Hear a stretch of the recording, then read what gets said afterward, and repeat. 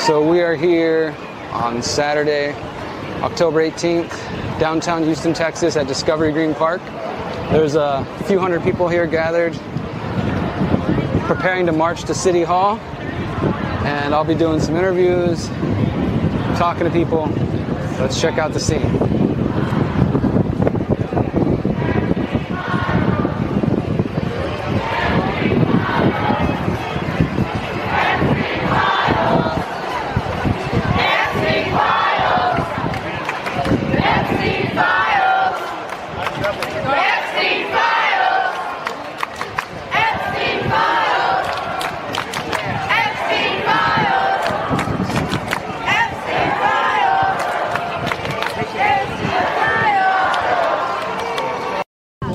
Okay, can you tell me a little bit about why you're here and why you chose to dress as a handmaid?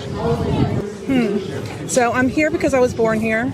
My family has been long generations here in Texas, specifically the Houston area. So as a community member, it is my duty to speak up when I feel like things are going wrong. So I always feel moved to be able to help in any way that I can, and I had the day off, so why not? What would you say are the main policies and concerns you have, besides being a Texan, that brought you here? Well, obviously with the handmaids, there's that women's rights, obviously, not for just myself, but for generations to come. Taking away abortion rights just completely cold turkey was definitely killed millions or will kill. And I need to stand up for that. So handmaids, I feel like Texas wants us to go into this dystopian fantasy that they have. So I'm showing you guys what this is going to look like in the day-to-day world. Kind of like playing Pokemon Go when you finally saw the Pokemon in the real life. It's like, hey, this is reality. This is what's going to be happening. Maybe not. Well, he already had the right colors. It's red and white. So it's a little bit of theater to show people where you think things are headed if they continue in this direction? If they continue this way. It's a visual representation. Any other issues, women's rights, any other specific things that bringing you here? I mean, when he was asking us, what do we want? I'm like, the Epstein files, rights, no ice on our streets, peace in the world, a president that can read. I mean, there's a very long list of items, just being a Texan and being a woman. Let's zero in on the Epstein files. Okay. So, as a journalist, I've been writing about Jeffrey Epstein since 2016. I actually went to his house in 2019 for a documentary I filmed. To film outside, not inside. I was filming outside. I went to some of his court cases in 2019, right before he was arrested. So I've been following the case for a long time, and it's kind of trippy to see like how mainstream it's gone. From being this thing that only a few people knew, only conspiracy theorists talk about, and now is very mainstream. It never should have been a conspiracy theory. Exactly. I agree. That's why, the more you look at it, you're like, why are people not talking about this? Because who's the king of conspiracy theories? Have you put that together? So, let's get there. So, some people, let's say, I want you to hear an argument from people who are critical of this march, right? And to hear somebody say the Epstein files, they might say, well, why do people care about it now? Whether Republicans or Democrat, why didn't people care before? Because what I'm trying to get at, some people try to make Epstein a partisan issue. They say Democrats don't care. They're just doing it to, take jabs at Trump. And Trump obviously isn't going to do anything about it. But before he got in office, they sure talked a lot about it like they were going to do. So what are your thoughts on that? Like, should it be a partisan issue? Is that just, No, definitely. This should be something that can unite us. I mean, child molestation, I think we can all agree that's not how we want our company represented. Kate Johnson was only 13, and nobody hurt her. Why? What are your thoughts on her case being dropped at the last minute? For those who don't know, her case in 2016, which was presented against Donald Trump and accusing him of rape, she was supposed to do a press conference and it was canceled. The whole lawsuit was dropped at the last minute. So some people say that's because there's no merit. Others say she was scared. Do you have any thoughts on that? The power of the numbers. I mean, you look at how many people have already admitted or come forward. In such a case like this, if you're lying, you're gonna get it from the public, right? So it's going to be a very I just believe in the power of numbers. We should just believe the women, follow them. Let's prove them right or wrong, but they deserve to be heard and they deserve to be investigated. Do you think all the different related Epstein files should come out regardless of who they name, what political party, anything? I don't care. If my father's on the list, bye. Gotcha. One last question. Do you think the Republican Party, or more broadly the American right, conservatives, or maybe some people who use that label, would you use the label authoritarian to describe some of their actions, or let's say specifically the Trump government? I am the wrong person to probably ask this because my father was a police officer and naturally authoritarian, so I have a biased opinion. Well, I'm still curious about your opinion. I know, obviously we all got our biases, but, just in general, do you think the Trump government is authoritarian? They're using authority to enforce their will? Absolutely, absolutely. The use of force on look, we have inflatable axolotls and frogs, women, babies, dogs. It's so scary. Why is the National Guard being called out? That's not something a peacetime president would execute. I agree. And Houston is generally a city that doesn't get rowdy one way or the other. Places like Portland and other cities might get more. Houston tends to be chill historically.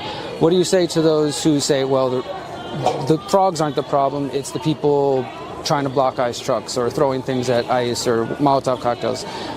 I'm sure both sides have their faults, right? But if you look at all the videos, not just Fox, maybe look at something foreign, look at the BBC, look at what other countries are broadcasting on their networks, and I guarantee you the amount of discrepancy between the force done on one side versus the other, it's going to be grand. I'm seeing more and more ICE attacking just a reporter, just like you, doing everything. A woman reporter, the Australian woman reporter, I saw that one. I saw how they just tackled one guy just for standing in the street. They're starting to profile Americans based on skin color. They've arrested a few people and said, whoops, my bad, you're American, sorry. And then they laugh about it and they're like, well, we just made your life a living hell for the last 3 days, ha ha ha ha. I agree with you for all those reasons that whatever label we want to give it, most specifically the Trump government is authoritarian. I'm also a person that tends to believe that both sides have authoritarian tendencies in different ways for different issues, right? But who's president now? Yeah, exactly. And so to me, though, for example, some people who are Trump supporters, which there's some in my audience, but not the majority, but some of them are going to hear this and their response might be like, well, in their eyes, the government's response under Biden or some Democrat regimes during COVID with lockdowns and mandates and some countries, not the U.S., but quarantine camps, some of these things, that they consider that to be authoritarian. And so I've heard some of these people, they say, oh, well, they're saying all this stuff about Trump, but where were they whenever the left-wing governments are saying, it's kind of a tit-for-tat thing, but what do you think about that? Are both sides capable of authoritarian or They're both capable. We got to think about what the purpose is behind it. With COVID, the purpose behind it was to prevent illnesses from spreading versus you being the one spreading the hate. So the purpose behind having to use those force, and we got to understand as Americans, every single president that we put behind the desk, they're going to have the keys to the nuclear codes. They're going to have the ways to the military. We gave them that power. We have to choose who we trust with it, and it looks like Houston violating the Constitution, though, and kind of just so, and that's not necessarily something we gave or that he's even legally supposed to do, but obviously the courts aren't doing anything about it. So that's kind of why I mean, whether we're talking about war and drone bombs under Obama or Trump bombing boats, both sides are capable of saying, screw the Constitution, screw international law, we're going to do whatever we want because it's terrorists or it's gang members or it's cartel leaders, and kind of tossing the Constitution aside. And I think that's what really worries me is, because I agree with all the issues here, I don't think the solution is to go back and forth between the two teams and assume we're going to get a better world. I think it's just not going to be that simple. To me was when you have two sides ping-ponging back and forth, yes, it's not immediate change. We do get relief or non-relief every 4 years within a cycle, but then when you add it up over generations, that pull and tug eventually will develop into the greater good, what we can all agree on, hopefully. But the people have to be united if we really want our government to be our voice. I mean, would you say the U.S. seems like a united country right now at this point? Like in your lifetime, you don't have to tell me older, but in your lifetime, have you ever felt more division like this? Or do you think this is... This is the closest, like, you know, you learn about in history school about the Civil War, how could brother turn against brother? And I'm like, oh, this is how. Okay, so I feel like I'm living in history right now, which is a strange feeling. So yes, I do feel we are more divided over the last few years than I was when I was a kid or even a teenager or in my college days. So last question, with that division in mind, what would you say to somebody who supports Trump? And I know there's a lot of things you could say, but in the interest of that unity, like, do you have any message to somebody who might be hearing this, who maybe completely disagrees with everything we said here? How could you reach them on any issue or one issue? What would that be? Watch foreign news. I mean, it really is that easy. Just turn off the one channel you watch. Stop brainwashing yourself. Stop being willfully ignorant of what's going on, because if you were fully aware of everything that's going on, you would be pissed. You really would. You would be up here with us. And we should come together on bipartisan issues. Since 2012, the Conscious Resistance Network has been an independent media organization focused on empowering individuals through education, philosophy, health, and community organizing. We work to create a world where corporate and state power do not rule over the lives of free human beings. Our motto is leading by example and helping others in their pursuit of freedom.